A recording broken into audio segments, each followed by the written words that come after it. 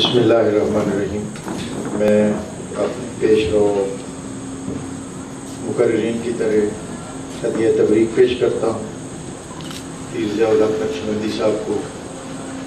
اور یہ اہم ذمہ داری ہمارے جو دو نامور اور مقتدر شخصیات، جس میں حضرت علامہ ڈاکٹر راغب حسین نعیمی صاحب اور حضرت علامہ مفتی انتخاب محمد علی صاحب، ان کو یہ عطا ہوئی ہے. میں انہیں مبارکباد پیش کرتا ہوں. اس وقت دنیا کے اندر اور ہمارے اس خطے میں بالخصوص دین اور دینی ادارے اور دینی شخصیات ان کو بہت زیادہ چیلنجز درپیش ہیں.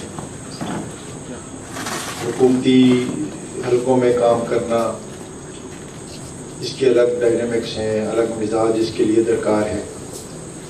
اور یقیناً ہماری ہر دو جو شخصیات ہیں وہ کیپیبل ہیں، وہ ان کے اندر یہ استعداد ہے، صلاحیت ہے کہ وہ اپنے اپنے شعبوں میں جو انہیں درپیش چیلنجز ہوں گے وہ ان کو بطریقے آسن سر انجام دینے کی استعداد اور صلاحیت رکھتے ہیں.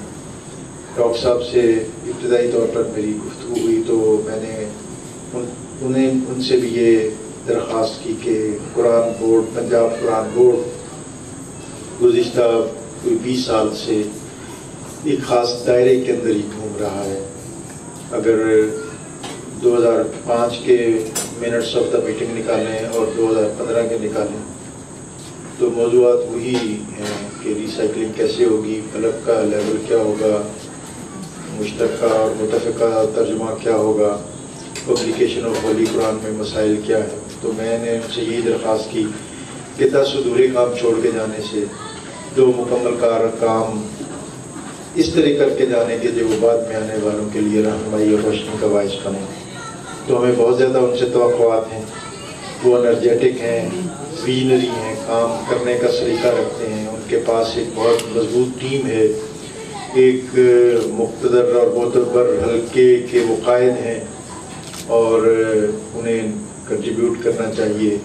اور ہمیں یہ پورا وثوق اور یقین ہے کہ وہ انشاءاللہ اپنے حصے کا کام ضرور کریں گے. مفتی انتخاب محمد علی صاحب، ان کا ایک اپنا دائرہ فکر و عمل ہے، ہارمنی کے حوالے سے، کوارڈینیشن کے حوالے سے، ہم آہنگی کے حوالے سے ان کی جو گزشتہ ادوار کی کاوشیں ہیں وہ ہم سب کے سامنے ہیں. تو ان سے بھی توقع ہے کہ وہ پہلے سے زیادہ بہتر انداز میں انشاءاللہ ان امور میں وہ خدمات سر انجام دیں گے.